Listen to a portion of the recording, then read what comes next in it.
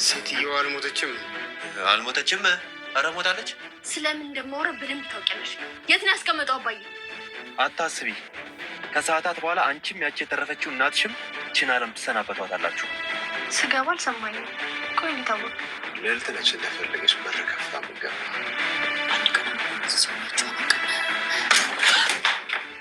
ማኪ በዚህ ጋር እኮ እያለፍኩ ነበረ። ማለቴ ውሃ ልጠይቅህ ነበር። እዚህ ክፍሉ? አዎ ማለቴ ከጠማቅ ድንገት ከራበብኝ። እማዬ እማዬ፣ ቆይ እማዬ ደህና ናት? አዎ ደህና ናት። የእውነት ለእኔ እንደዚህ ተጨንቀሽ ነው? እንዴት አትጨነቅም? አልማዝ እናቷ እኮ ነሽ። የድሮ ማንነት ትዝ አለኝ። ማኪ ምንም እንኳን ስለ ቢኒ ማወቅ ብትፈልግም ነገር ግን ምንም ነገር ማወቅ እንዳልቻለች አይተናል።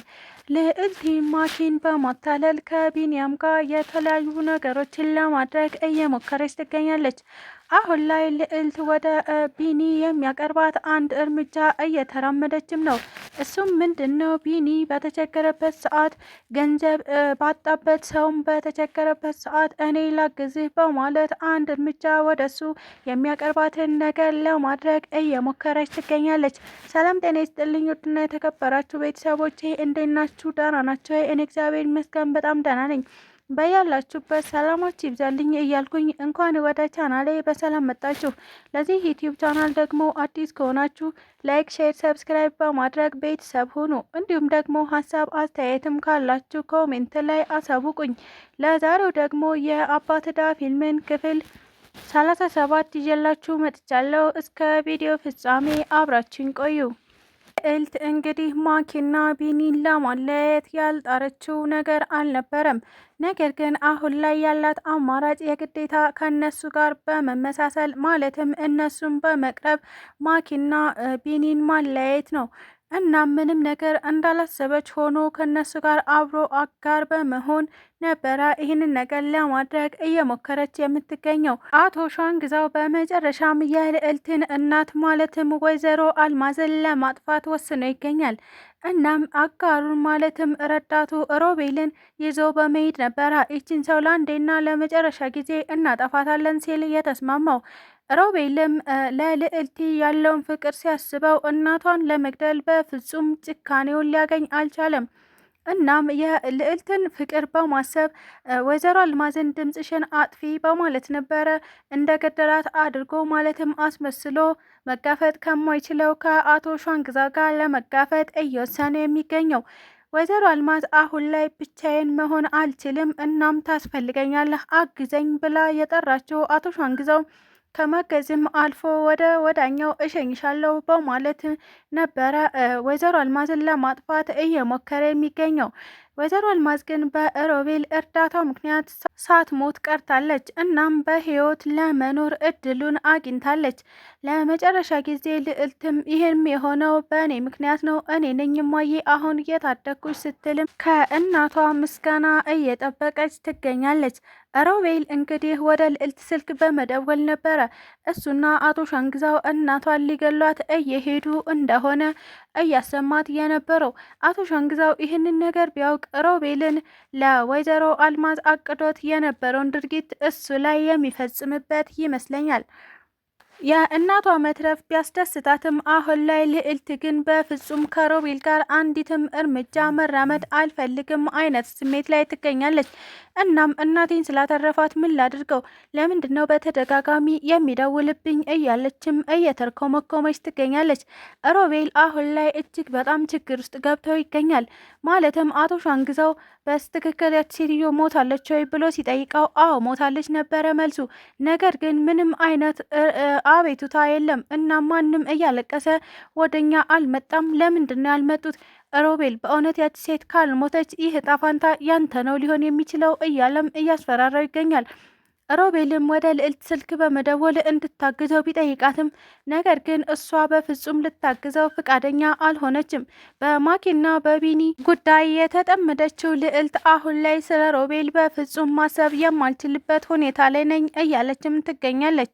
ማኪ አሁን ላይ ስለ ቢኒ አንዳችም ነገር ስለማታውቅ እሱን መከታተሏን እንደቀጠለች ነው። እናም ስልክ ባወራ ቁጥር ወደ መኝታ ቤትም ሆነ ሽንት ቤት እየሄደ ስልክ ሲያወራ እሷ ደግሞ እየተከታተለች ለማዳመጥ እየሞከረች ትገኝ ነበረ።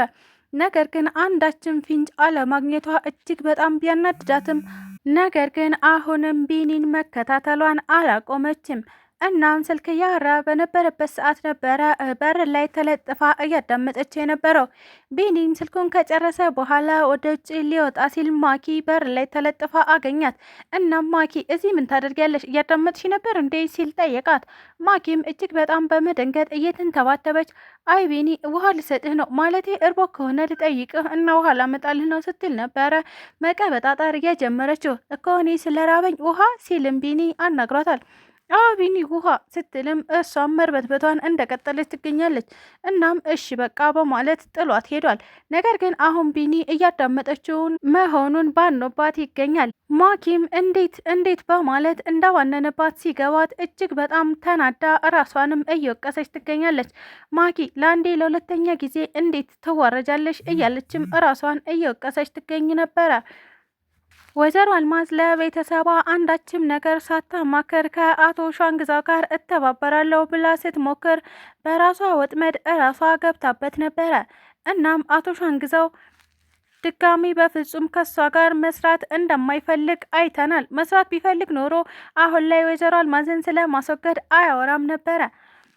የቢኒ ጭንቀት እያስጨነቃት ያለችው ልዕልቴ አሁን ላይ የጭንቀቱ ተጋሪ መሆን አለብኝ ብላ በማሰብ ቢኒያምን ምንድነው ያስጨነቀ ስትል ጠይቀዋለች። እሱም የገንዘብ ጉዳይ እንደሆነ ከነገራት በኋላ ልዕልቴ እኔ ያግዝሃለሁ በማለት ነበረ ገንዘቡን ከየት ላምጣ እያለች እራሷን እያጨናነቀች የምትገኘው። በመጨረሻም ቤቷ በመሄድ አባዬ ስትል እናቷን የት እንደሄደ አፋጣታለች። እናቷም እኔ አላየሁትም ግን ምን ፈልገሽ ነው ስትልም ጠይቃት ነበረ። ልዕልቲም እማዬ አንቺ የምታውቂው ነገር የለም ካለቻት በኋላ ነገር ግን የምታውቂው ነገር ይኖራል፣ አባዬ ከዚህ በፊት ይዞት የነበረውን ፖስታ የት ነው ያደረገው ስትልም ጠይቃታለች። ምን ማለትሽ ነው? ምን ፈልገሽ ነው ስትል ብታናግራትም የአባዬን ፖስታ ነው የፈለግኩት፣ እናም ገንዘብ እዛ ውስጥ አለ፣ ገንዘቡን መውሰድ ፈልጌ ነው። አለበለዚያ እማዬ ድጋሚ ለአቶ ሻንግዛው አሳልፌ እሰጥሻለሁ እያለች ብታስፈራራትም ወይዘሮ አልማዝ አሁን ላይ ፖስታው ያለበትን ከመናገር መቆጠብ አልቻለችም። እናም ለልዕልት አመለከተቻት። ልዕልትም ያንን ፖስታ በመያዝ ወደ ቢኒያም ይዛው እየተሯራጠች ሄደች። ቢኒያምም አገኘሁ ብሎ ገንዘቡን ይዞ እየሄደ ይገኝ ነበረ። እናም ልዕልት አብሬህ ልሂድ በማለት አብራው ልትጓዝ ወስናለች። እሺ ግን እኔ የምሄድበት አቅራቢያ አትጠቂም፣ መንገድ ላይ ቆመች ትጠብቅኛለሽ፣ እኔ ደግሞ ጉዳይን ፈጽሜ እመጣለሁ ብሎ ይዟት ሄዷል። ይህንን ያየችው ማኪ ሁለቱ ምን እያደረጉ ነው? ሙድስ እየያዙብኝ ነው በማለት ነበረ መከታተል አለብኝ፣ እናም ወዴት እንደሚሄዱ ማወቅ ፈልጋለሁ ስትል የተከታተለቻቸው። ነገር ግን አጋጥሟት የነበረው ፈጽሞ ያልጠበቀችው ነገር ነበረ። እሱም ምንድነው? ቢኒ ገንዘቡን ሊሰጥ ሲገባ ልዕልት ከኋላው ተከትላ እየተከታተለችው ነበረ። እናም እሷን ደግሞ ማኪ እየተከተለቻት ነበር። ልዕልት ባልጠበቀችው መንገድ ሮቤል እየተወዛገበ ቆሞ አገኘችው። እናም ልዕልት ነይ አንቺን አይደል እንደ የምፈልገው ሲል ወደ መኪናው ጎትቶ አስገባት። ተው ሮቤል እንዲህ አታድርግ፣ እኔ ሰው ጋር ነው የመጣሁት እባክህ ብትለውም እሱ ግን በፍጹም ሊተዋት አልቻለም። ምክንያቱም እሱ ያለበትን ጭንቀት እራሱ ብቻ ነው የሚያውቀው። ልዕልትን ጎትቶ ወደ መኪናው ሲያስገባት ማኪ ደግሞ ከኋላ ልዕልት እያለች እየጮኸች ትገኝ ነበር። እናም በዛ መካከል ቢኒ ገንዘቡን ሰጥቶ እየተመለሰ ይገኛል። እንግዲህ ማኪን ለምን መጣሽ ብሎ ቢኒያም ሲያፋጥጣት በእርግጥ ምን ልትመልስለት እንደምትችል በቀጣይ ቪዲዮ የምናየው ይሆናል። ስለተከታተላችሁኝ እጅግ አድርጌ አመሰግናለሁ። ለቻናሌ ደግሞ አዲስ ከሆናችሁ ላይክ፣ ሼር፣ ሰብስክራይብ በማድረግ ቤተሰብ ሁኑ። እንዲሁም ደግሞ ሀሳብ አስተያየትም ካላችሁ ኮሜንት ላይ አሳውቁኝ። ኢትዮጵያ ለዘላለም ትኑር እያልኩ ሰናበታችኋለሁ።